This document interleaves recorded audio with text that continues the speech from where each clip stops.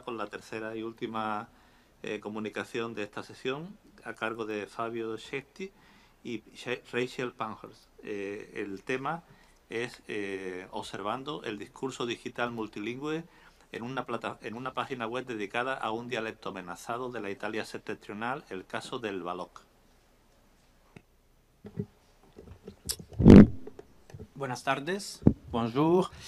Tout d'abord, moi-même et ma collègue Rachel Pankhurst, on voulait remercier tous les participants et les participantes pour être ici et notamment l'équipe organisatrice aussi de ce merveilleux colloque.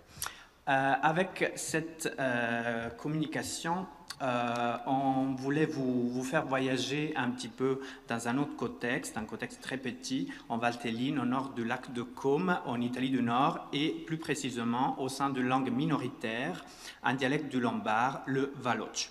Nous allons vous présenter tout d'abord l'étude de mon équipe, VVV, les objectifs de ce projet, avant de nous focaliser pour aujourd'hui sur la page Facebook du dictionnaire du Valoc. Et d'arriver à la page Facebook, avant d'y arriver, on va présenter le contexte d'étude, la méthodologie qu'on a utilisée et le projet de publication du dictionnaire et de la grammaire.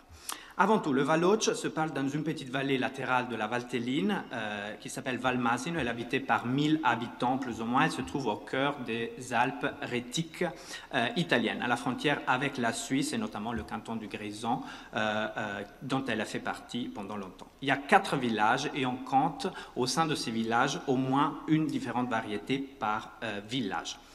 Grâce aux migrations, dès la fin du 19e siècle, et à l'exode rural de l'après-guerre, le Valoc se parle aussi dans d'autres contextes du monde. Elle se parle de l'Argentine à l'Australie en passant par les États-Unis et aussi des pays d'Europe comme la France, l'Espagne, la Suisse et le Royaume-Uni. Pour étudier le Valoc, en 2017, est né un projet d'étude qui avait pour titre « Vocabulaire Valoc de la Valmasen » en langue locale, donc le vocabulaire du Valoc de Valmasino, dont les principaux axes de recherche sont la sociolinguistique, la dialectologie et la lexicographie. On est parti des travaux du maître Songini. Le maître Songini, Mario Songini, était le maître de l'école des villages qui a travaillé sur la langue à partir de 1970. Nous avons hérité ses écrits par sa famille parce que lui, il a été atteint d'Alzheimer et à partir de ça, on a essayé de travailler sur ce qu'il avait fait à niveau d'écrit pour le numériser et créer un dictionnaire qui pouvait être un jour publié et mis au service de tout le monde, notamment les habitants de la ville et ceux qui parlent le Valoc aussi dans d'autres lieux du monde.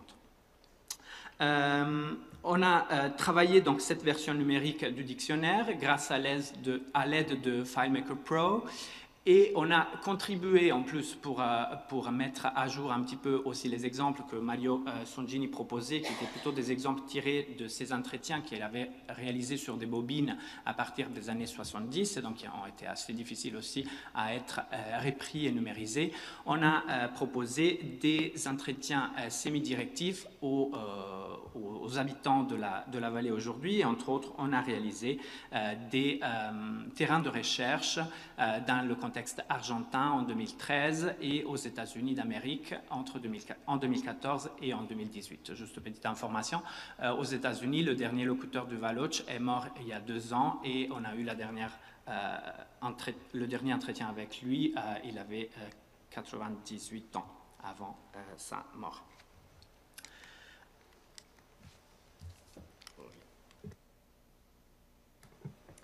Donc, quand Fabio a suggéré que l'on travaille ensemble, il fallait qu'on croise nos domaines de recherche, donc entre la sociolinguistique et la linguistique informatique. Donc, c'était un défi intéressant.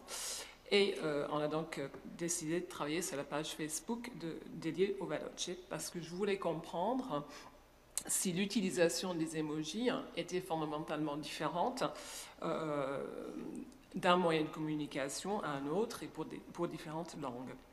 Donc, je me suis basée sur des recherches précédentes, notamment, c'est pas le bon,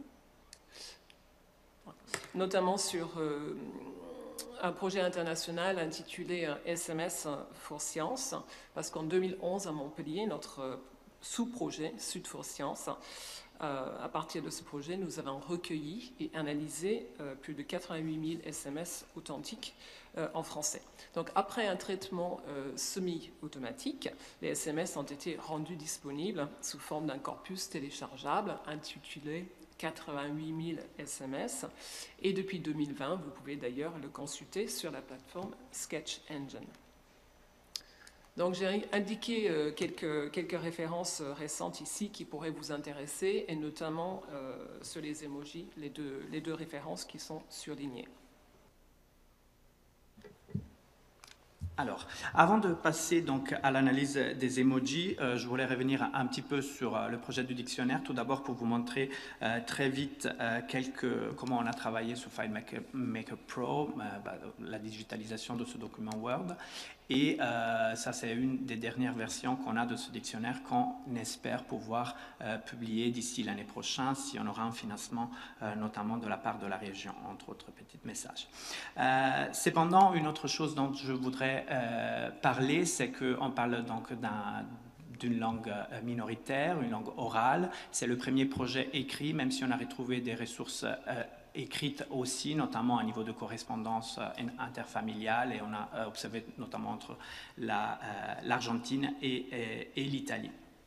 Mais ce travail a dû faire face à des discours qui étaient souvent très négatifs par rapport à la langue. Comme vous pouvez le voir, Emilia, qui est une locutrice qui habite à Valmasino, qui nous parle de la difficulté de la langue et de la difficulté de l'écrire. Et c'est pour ça que la proposition dans notre projet d'une ouverture de la page Facebook, c'était justement de donner un petit peu un objectif aussi à notre dictionnaire. Donc on a donné aux gens la façon d'écrire leur langue. On voulait savoir comment ils se sentaient à l'aise dans des publications en ligne.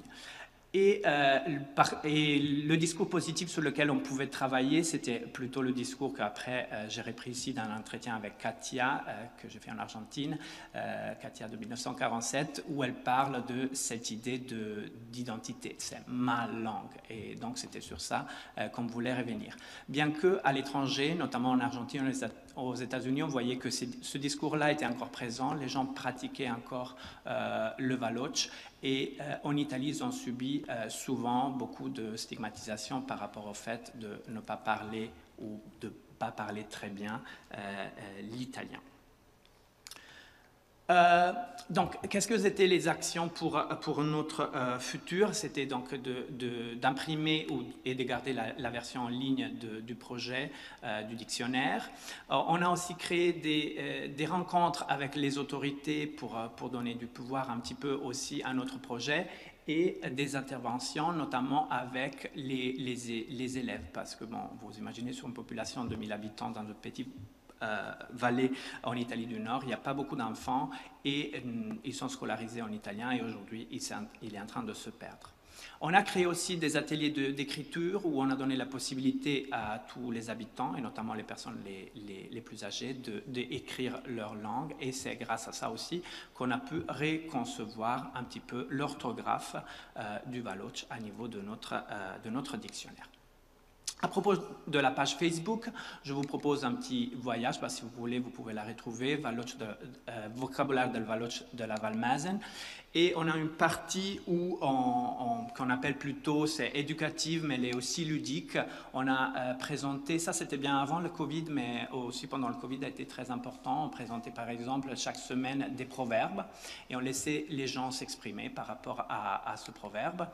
On a créé, donc ça c'était plutôt lundi, le mercredi c'était de sayings, aussi lié à la langue, au Valoche, et là aussi avec un code couleur différent, on pouvait mettre quelque chose et les laisser s'exprimer par rapport à ça. Mais ce qu'on a réalisé de plus intéressant, c'était ce qu'on appelait le photogioco. Donc on publiait une photo le vendredi soir, et on laissait les gens nous donner les éléments qu'ils retrouvaient sur la photo. Donc il y avait beaucoup d'échanges, bien sûr, entre les gens qui participaient dans la page. Et vous pouvez déjà voir qu'il y a beaucoup d'émojis, mais on verra avec Rachel de quelle façon les interpréter. Et la semaine d'après, on allait redonner un petit peu un retour avec ceux qu'ils avaient écrits et avec les différentes orthographes aussi qu'ils proposaient. Et non seulement celles que nous avions proposées dans notre dictionnaire.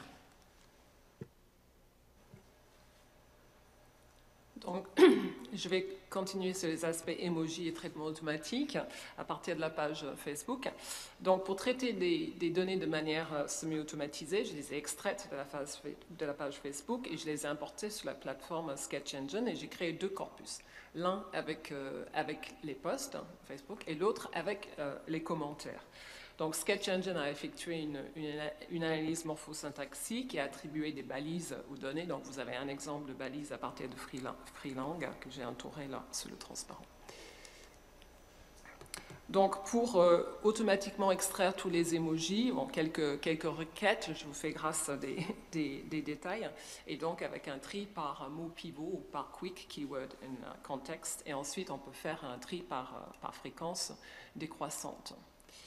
Et donc, même si on ne peut pas vraiment comparer les 2 corpus, 88 000 SMS et les 2 corpus Veloce à cause de la taille, c'est très très différent, c'est tout de même, selon moi, très intéressant de constater que dans le mini-corpus Veloce commentaire, tout comme dans 88 000 SMS, les 10 emojis les plus fréquemment utilisés constituent plus de 50% de l'ensemble des emojis de chaque corpus. Et ce n'est pas le cas pour l'autre corpus Veloce Post, justement, parce que ce corpus est différent, et on va voir dans un instant pourquoi. Et vous voyez aussi sur les en jaune, les 5 des 10 emojis qui sont utilisés sont les mêmes qu'en 2011. Donc, pour les fonctions des emojis, on peut se référer à différents chercheurs, mais après avoir fait une étude de l'art, j'ai décidé de constituer mon propre système de classification.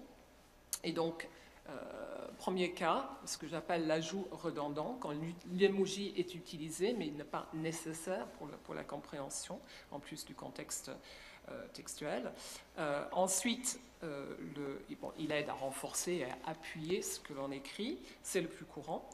Ensuite, ce que j'appelle l'ajout nécessaire, c'est l'emoji qui est utilisé en plus du texte, parce que sinon, on pourrait avoir des malentendus, des mauvaises interprétations. Et ensuite, le remplacement lexical, qui apparaît quelquefois dans le corpus 88 000 SMS, mais pas du tout dans les 2 corpus Veloce.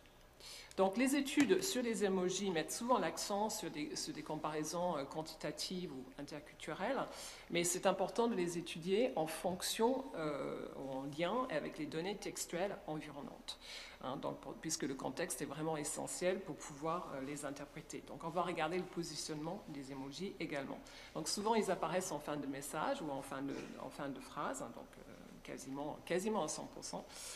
Cependant, dans le corpus Veloce Post, on voit que c'est assez courant de les placer en début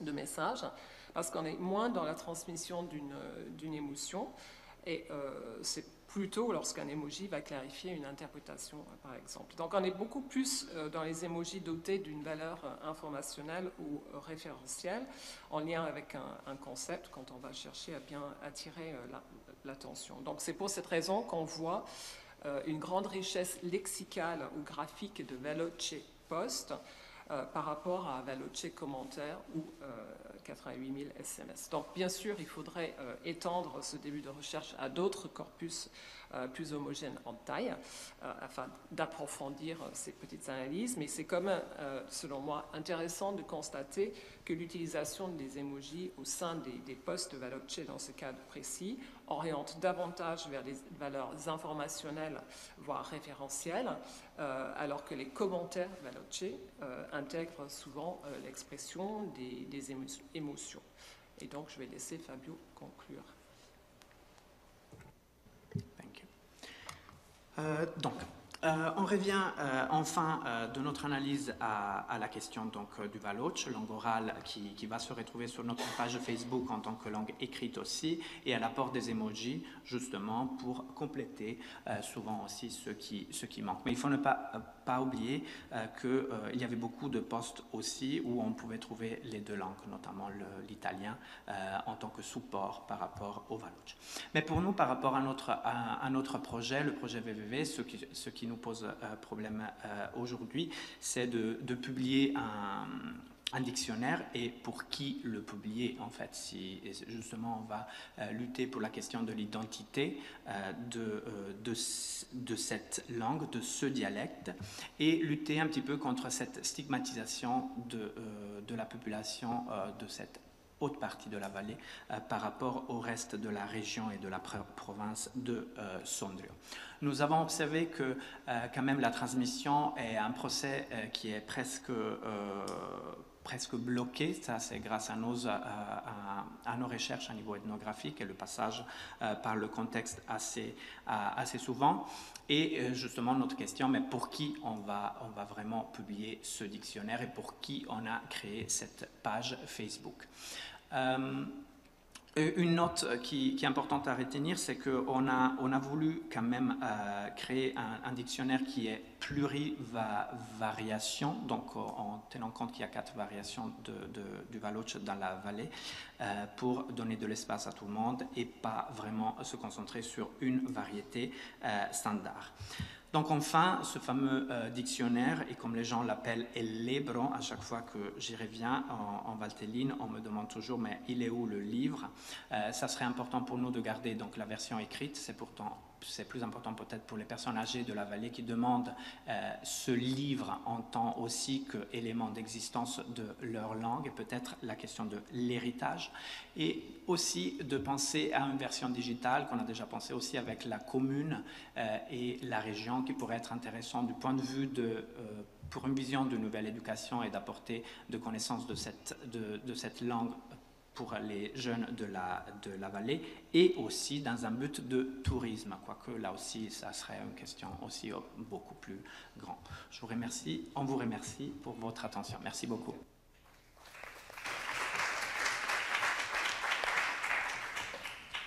Muchas gracias, Fabio y Rachel. Bueno,